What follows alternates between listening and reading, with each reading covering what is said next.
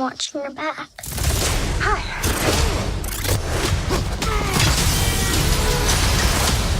Like a partner. Dr. Pym, I actually heard what happened to you. You opened up the quantum realm. That's when this crazy creepy ghost who walks through walls and stuff. Stole your tech. And now she wants to take over the world or whatever. Who would have believed that in your hour of need, you would turn to us? Not me. Because we robbed you. Do you remember? That's us.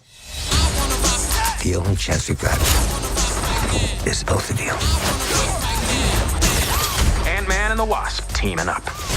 Follow my lead.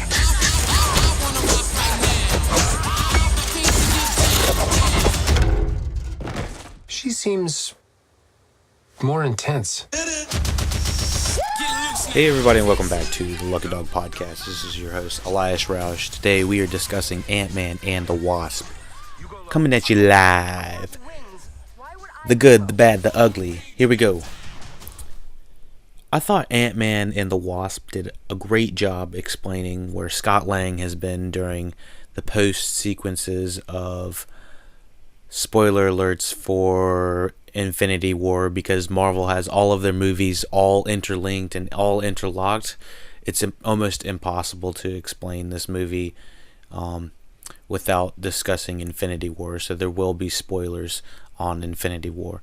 So if you know what has happened, I'll try to dance around it as much as possible as I can, but I just wanted to give that as a heads up. Everyone just recently watched Infinity War a few months ago, and at the very end of it, we found out that the entire, over half of the team, over half of the Avengers have been taken by Thanos, and they have disappeared. And so we were curious about how Ant-Man and the Wasp were going to incorporate where Scott Lang has been in between the time of Civil War, when the Avengers were fighting each other, between Civil War to Infinity War. So what has Scott Lang been doing? And this is that movie. This movie is explaining exactly where he's been. He's been on house arrest. If you haven't refreshed yourself on any Ant-Man recently, we found out as a refresher that he has been basically under house arrest, stuck. His daughter has to come see him every couple days. He is not able to leave the house, and the FBI are just waiting to get that ass. And so it is it's pretty interesting how it opens up, just showing how Scott Lang is trying to interact with his daughter and keep her entertained.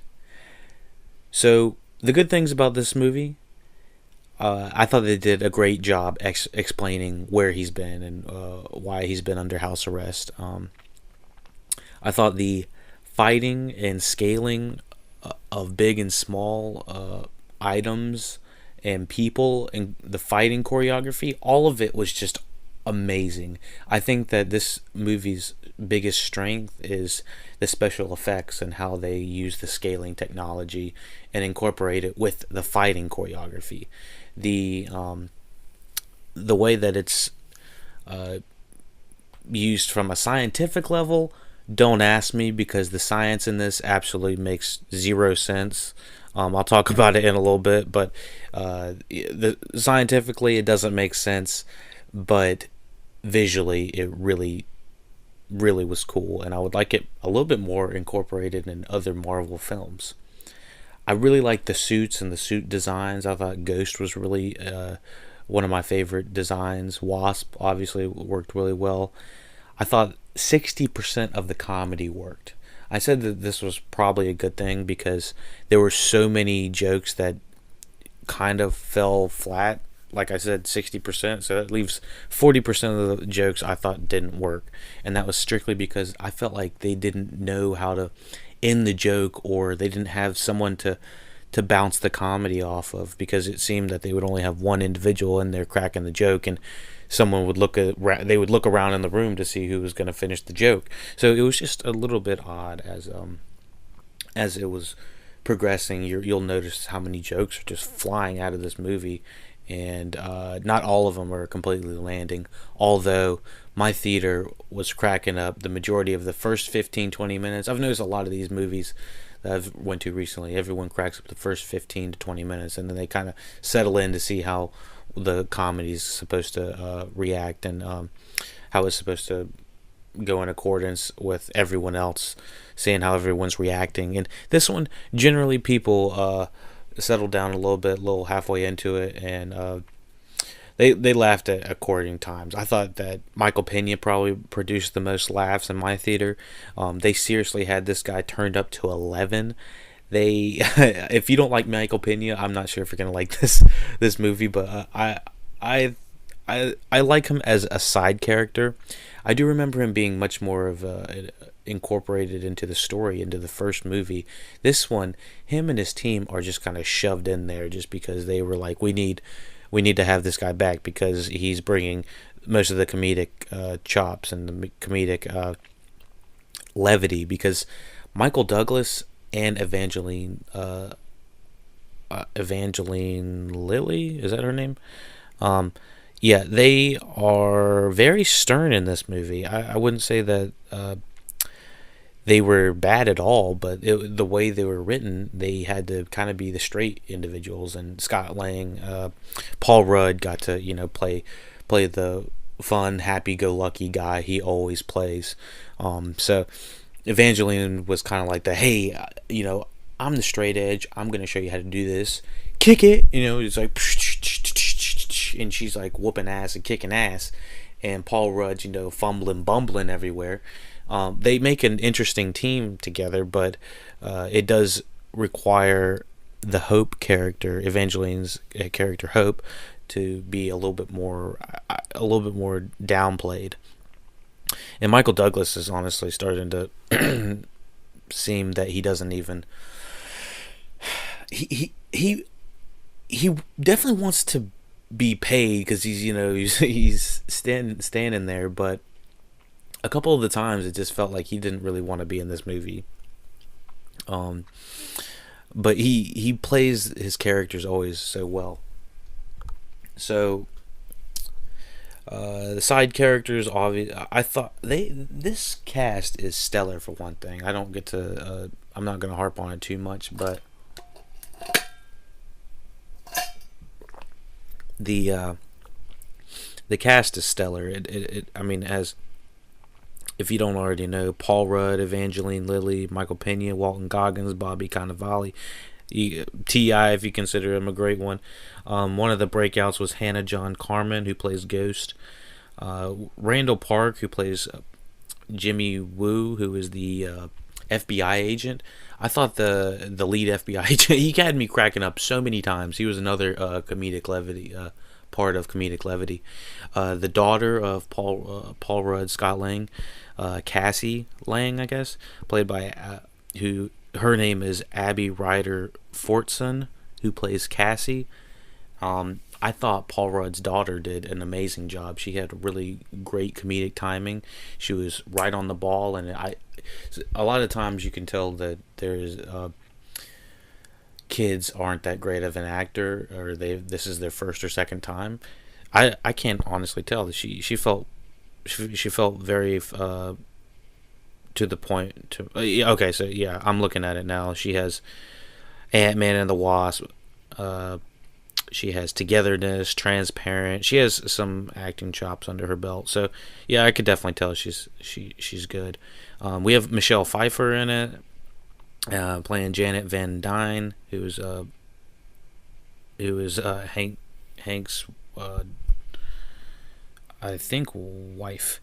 And Lawrence Fishburne, of course. We have our own Lawrence Fishburne. I mean, we have a hella stacked cast. And so, with this cast, you're getting a lot out of this cast. I mean, you're getting all the ingredients all up in there. I mean, stellar cast, okay writing. And that's kind of how it comes down.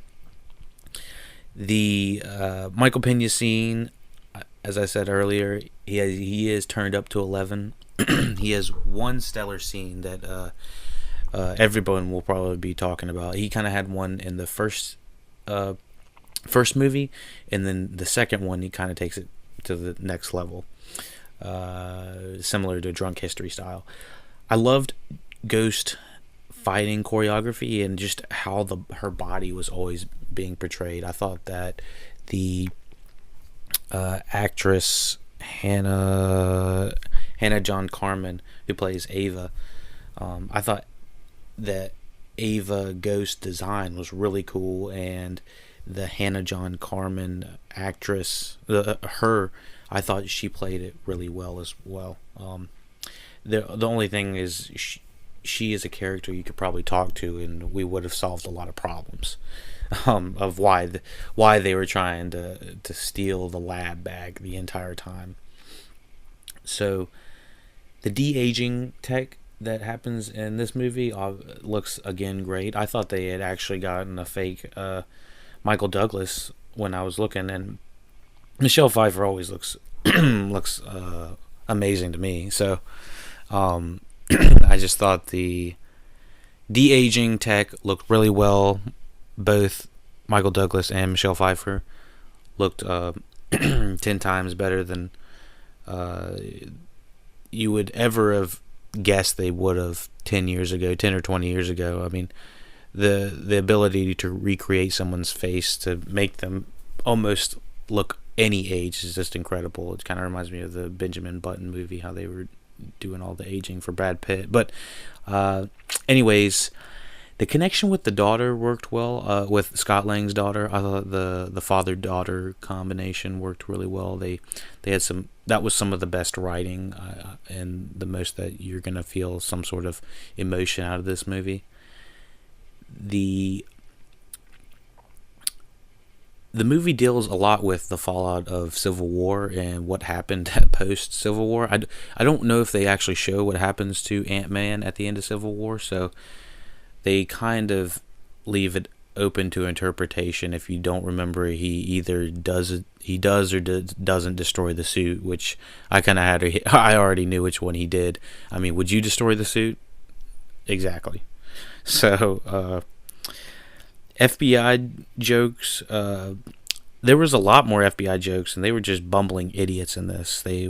I thought the jokes worked well just because of the format of the movie, and the tone really fit the majority of the time. Just how bumbling and ridiculous they were. I do have a couple of extra things. Let's see. We need to discuss.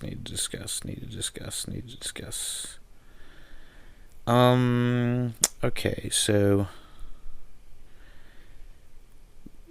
we have been in the non-spoiler section for the majority of the time. I'll jump into the spoiler section here in a minute as soon as we just talk about a couple things that we weren't too happy with. We'll discuss that before we jump in this spoiler section. The science in the movie, like I said, is just ridiculous. They talk so much about the quantum realm and leaps and whoever else. None of the science makes any freaking sense. No one's going to make any sense of it. They even kind of talk about it to themselves. Paul Rudd's character says, "Do you just put quantum in front of everything you say?" And it honestly felt like that. None of it made any sense. And it just went over everyone's head, even trying to talk to... you're supposed to explain things as if you're explaining something to an 8-year-old, and that never came across. I never really understood what was going on, or where people were going, where this realm was, or what, you know. So much of the writing is forgettable. I honestly was walking out, couldn't remembering the majority of what happened at the beginning, so it took me a minute to remember. The third act is sort of spoiled in the trailers, to be honest. The pacing in the trailer kind of oversold what the pacing was going to be in the movie. I thought the pacing in the movie was, solid and, fun, and I never felt like it was really dragging at any point. Maybe at the hour 45 minute mark, I was kind of like, all right, well, about time to start wrapping this up a little bit. But I thought that the trailer sold it as a much more swifter, faster movie. I think that it probably could have done with a little bit of editing. I think close to about 15 minutes probably could have been edited from this movie. Walton Goggins feels like an afterthought in this movie. He gets several good scenes, and he does his thing. He brings his gravitas as he normally does. But he's kind of an afterthought, especially the way he's resolved. So Ghost, like I said, could have been sorted out by talking to her a little bit earlier. She didn't have to go all crazy. Michael Douglas and Evangeline are, like I think I said this a little bit earlier, they're a little bit sticks in the bud, but they're such good actors and actresses that they bring a lot of gravitas, just like Walton Goggins. All these actors that are getting very mediocre scripts are doing a lot with them. The movie has a fun, light, overdrive atmosphere about it, but like many of these actors, they're kind of stuck in park. They aren't bringing, they don't seem to be excited like some of these like other characters like Michael Pena and Scott Lang and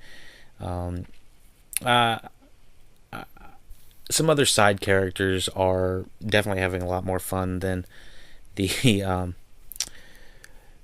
Michael Douglas, Evangeline, Walton Goggins characters. The dynamic between Scott and Hope's mother was shown maybe once or twice throughout the whole movie. And the first time, I think he hops in her body for a second and he sees like a memory or something like that. I'm not really sure if it's ever really fully explained. And then in a second one, I don't want to spoil it too much, but in the second one, Scott Lang, there's a really good scene where they connect again, and the scene works well, but it's just not enough. There's just not enough. Bobby Cannavale is insanely wasted in the entire thing. He has like 2 or 3 scenes, but it's nice Cannavale. We never know which kind of Cannavale we're gonna get, so we got the nice Cannavale. The ants can do anything, evidently, so that's the roundup on that. The spoiler stingers. Let's talk about the spoilers. So I went into pretty good detail for non-spoilers, but the one Michael Pena scene where they do the drunken history where they're talking to everybody, that was one of my favorite scenes. That had me rolling. That shit was hilarious. They had a great scene where we'll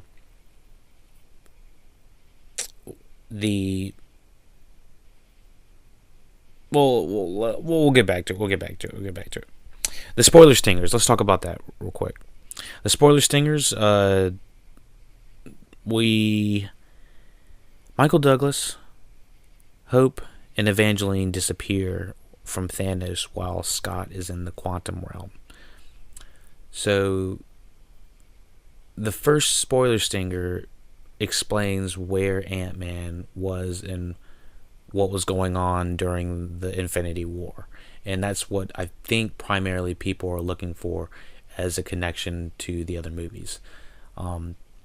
This is the scene that explains a hell of a lot. So that is the first spoiler stinger. The second spoiler stinger that comes after the black and white credits is the Ant-Plan drums. Do not. Oh my gosh, I was so pissed about that. I honestly was just like, oh my gosh, I can't believe you just tried to play that. I was just fuming after that. I was like, you had such a good. You should Ant-Plan drums first and then do the Thanos disappearing act thing. That is what whoever edited this is ridiculous, just ridiculous. But anyways, I think overall the movie, it's about a 7, solid 7. Nothing too crazy, nothing you have to scramble out to see real quick, but it is a fun little romp. I always say that is it worth the price? Is it worth the movie ticket? Well, it's worth a movie pass, so that's around a middle. That's a middle. If you're paying for it full price, I don't know about that. Middle of the tier, middle of the bar, a movie pass, I'd say maybe. So, non-sponsored, by the way. We aren't doing no sponsored by Movie Pass. I'm not a big fan of the company, but if you're not paying a full ticket price, that's what I'm saying. That's what we're looking for. So, we got it. We finished Ant-Man and the Wasp. If you like it, check more SoundCloud, YouTube, podcasts. We're all over the place. Rate, share, subscribe. LuckyDog Podcast. Thank you. We're gonna die. I don't wanna die. We didn't die!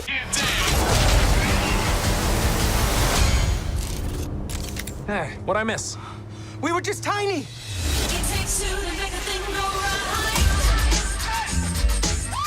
I was partners with Hank on a project called Goliath. How big did you get? My record, 21 feet. You? 65 feet. 65. If you two are finished comparing sizes, 65.